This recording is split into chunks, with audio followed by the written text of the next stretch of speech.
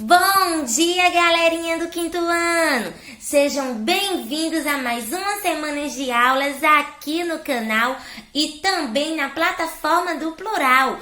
Hoje é segunda-feira, o segundo dia da semana, e a nossa aulinha de hoje será na disciplina de português. Nós iremos fazer uma breve revisão sobre os conceitos estudados na unidade 5. Isto mesmo, na nossa aulinha de hoje, nós iremos relembrar o que é uma oração e quais são os termos da mesma. Então, vamos lá. Para ser uma oração, esta frase, ela precisa apresentar verbos.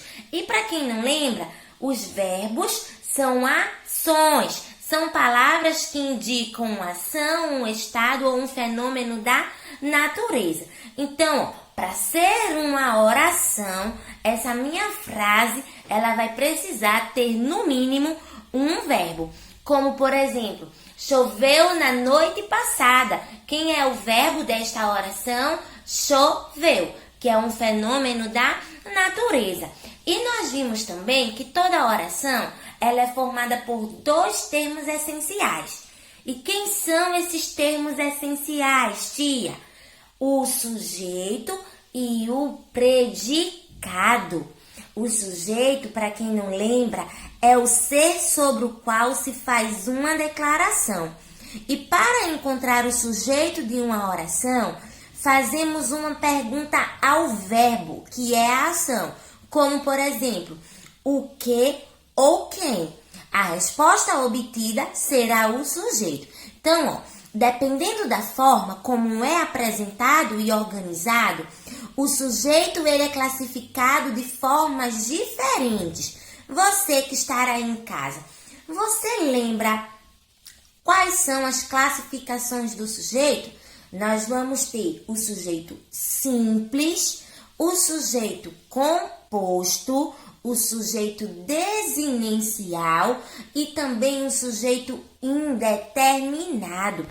Tia, quando é que o sujeito ele vai ser classificado como um sujeito simples? O sujeito simples é aquele que contém apenas um núcleo. Já o sujeito composto, como o próprio nome já diz, vai ser aquele que contém mais de um núcleo, ou seja, no mínimo 2 núcleos. E o sujeito desinicial? O sujeito desinicial é aquele que não está explícito na oração, mas pode ser percebido por meio do verbo e do contexto desta oração. E o sujeito indeterminado, tia? O sujeito indeterminado é aquele que não aparece na oração e que não pode ser identificado. Eu posso estar também chamando ele de sujeito oculto. Então, eu não consigo identificá-lo nem através do verbo e nem através do contexto em que se encontra esta oração. Então, vejamos algumas frases para identificarmos o tipo de sujeito. Então, eu tenho aqui, ó. O passado ficou vivo de novo nos seus pensamentos. Lembra que a tia disse que para identificar o sujeito de uma oração, nós precisamos nos perguntar o que ou quem? Então, vamos fazer a leitura desta oração. Ó. O passado ficou vivo de novo nos seus pensamentos. Quem ficou vivo de novo? O passado. Então, o passado vai ser o sujeito desta minha oração. Ele é o ser pelo qual eu estou declarando alguma coisa. Eu estou declarando o quê, tia? Que ele ficou vivo de novo nos seus pensamentos. Então, esse ficou vivo de novo nos seus pensamentos é o predicado e o passado é o sujeito. Aí, se eu peço para você classificar esse sujeito, você vai ter que lembrar que o sujeito ele pode ser classificado em sujeito simples, sujeito composto, sujeito desinicial ou sujeito indeterminado.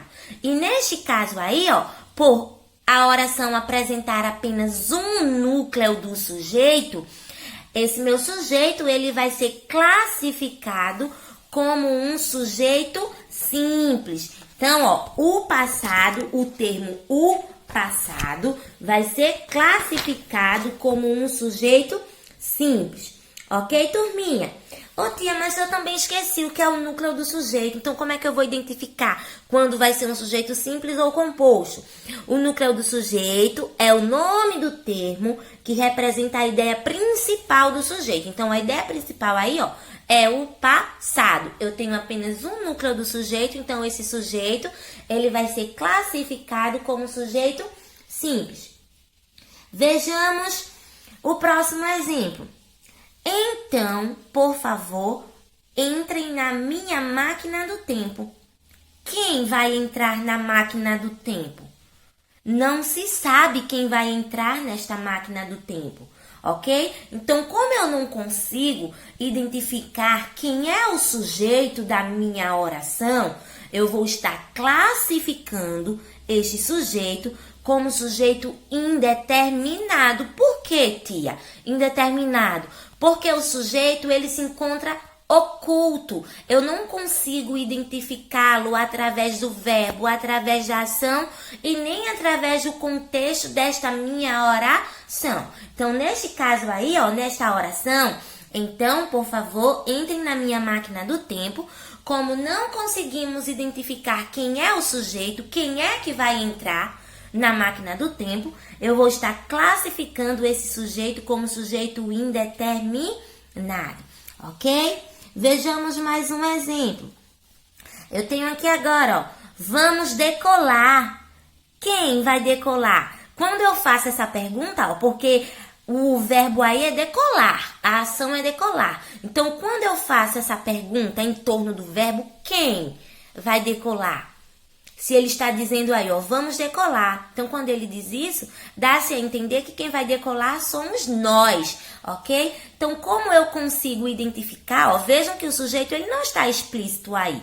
A oração é vamos decolar, mas quando eu faço a pergunta, quem vai decolar? Dar-me a entender que quem vai decolar somos nós. Então, nesse caso, por eu poder identificar o sujeito através do contexto da oração e através do verbo, eu vou estar chamando esse sujeito de sujeito desinencial, tá? Vejam a diferença do sujeito desinencial para o sujeito indeterminado. O indeterminado eu não consigo identificar, ele está oculto dentro da oração. Já o desinencial, mesmo não estando explícito, quando eu faço as perguntas de o que ou quem em relação ao verbo, eu consigo identificar. Então, nesse caso aí, ó, nesta frase vamos decolar, o sujeito ele vai ser classificado como sujeito desinencial. Ok, turminha? Quando é que vai ser sujeito composto? Quando tiver dois núcleos do sujeito ou mais, já que não tivemos exemplos em relação ao sujeito composto, tá? Então, na aulinha de hoje, nós vamos estar aprendendo, nós vamos estar vendo que vai ter orações em que não vai ter sujeito, tá? Então, nesse caso, eu vou chamar a oração de oração sem sujeito, ok? Por quê, tia? Porque existem alguns contextos em que a oração ela não apresenta um sujeito. Então, trata-se de uma oração com sujeito inexistente, que não existe. E nesses casos, não há como atribuir a ação da oração a nenhum ser. Os verbos, eles são considerados verbos impessoais. Como assim, verbos impessoais? Os verbos impessoais são aqueles verbos que não têm ligação a uma pessoa, tá? As principais situações de oração sem sujeito acontecem com estes verbos que irão aparecer aí na tela, ó. Os verbos que indicam fenômeno da natureza, como, por exemplo, choveu, anoitece. Vejamos aí os exemplos, ó. Choveu forte durante a partida do Brasil contra o Uruguai. Não conseguimos identificar o sujeito. Esta oração aí é uma oração sem sujeito, ok? Ela é formada por um verbo impessoal. Esta ação ela não está ligada a nenhuma pessoa, ok? O mesmo vale para a segunda oração. Anoitece cedo demais em alguns lugares do mundo. Então, vejam que aí eu não estou declarando nada em relação a nenhum ser, tá bem? Então, eu tenho aí o verbo choveu e o verbo anoitece, que indicam fenômenos da natureza e que são classificados, são considerados verbos impessoais. Por que verbos impessoais? Porque eles não têm ligação a uma pessoa. O mesmo vale para o verbo haver, usado com o sentido de existir, como nos exemplos abaixo. Havia muitas pessoas em férias naquele hotel fazenda. Então, eu não consigo também saber quem é o sujeito. Então, esta oração é uma oração sem sujeito. Não há motivos para os pais se apavorarem. Então, eu tenho aí outro exemplo de oração sem sujeito com verbo impessoal. Quem é o verbo impessoal dessa oração? O verbo a, tá? Que tem o sentido de existir. Ok, turminha? Então, ó, a tia vai pedir para vocês pegarem um livro de vocês, o caderno 2, abri-lo na disciplina de Português, unidade 6, na página 34, para que possamos realizar o jogo rápido da página 34 e também da página 35 juntos. Então, atenção, turminha! Peguem o livro de vocês, o caderno 2, peguem também um lápis e uma borracha para que possamos realizar as atividades do seu livro de português, unidade 6, páginas 34 e 35.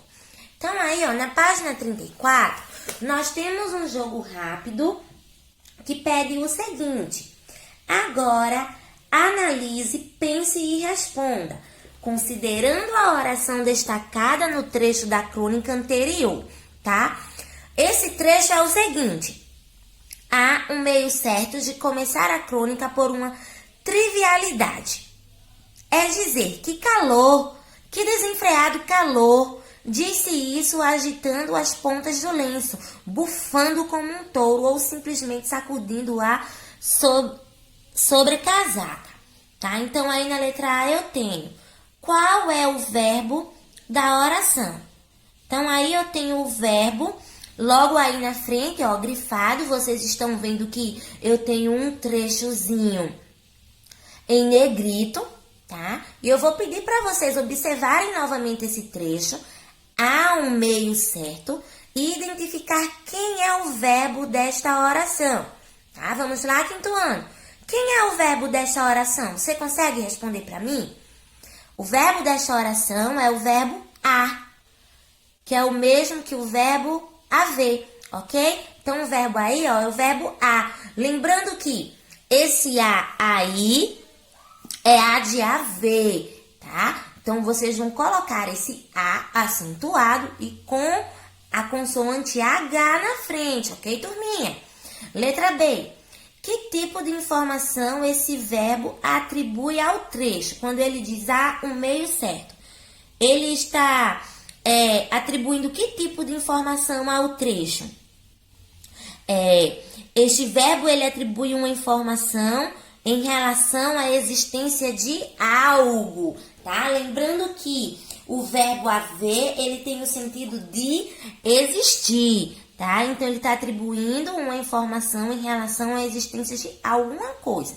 Há um meio certo. Então, existe alguma coisa aí, tá? E na letra C, é possível definir qual é o sujeito dessa oração? Não. Por que, tia, não?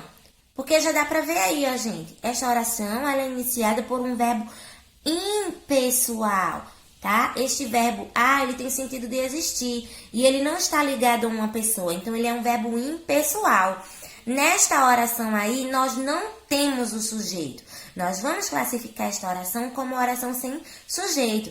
Então, no questionamento da letra C, ó, quando diz, é possível definir qual é o sujeito dessa oração? Não, porque esta oração ela não tem sujeito, ok? Vamos agora para o jogo rápido, que se encontra na página 35. Então, coloquem o livro aí de vocês na página 35. Tia vai dar um tempinho para que vocês coloquem o livro na página correta, para que possamos dar continuidade à atividade. Então, na página 35, nós temos mais um jogo rápido. Esse aí está bem simples, está bem fácil.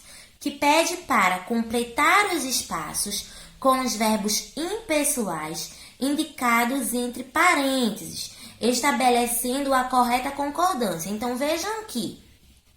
Em cada oração dessa daí, nós temos um espaço em branco, nós temos uma lacuna que deve ser preenchida. E eu vou estar preenchendo essa lacuna com o quê, tia? Olha o enunciado está dizendo, ó, você vai preencher as lacunas com o verbo que se encontra entre parênteses, estabelecendo a correta concordância, tá? Então, aí na letra A, eu tenho tracinho durante a tarde toda. E o verbo é ventar. Eu vou falar ventar durante a tarde toda? Não, tá? Então, eu vou fazer o que com esse verbo? Eu vou concordar ele, eu vou fazer uma concordância de modo que ele se encaixe direitinho nessa oração. Então, vai ficar como? Ventou durante a tarde toda, tá? Então, eu vou pegar o verbo ventar e vou colocar ele para o tempo passado.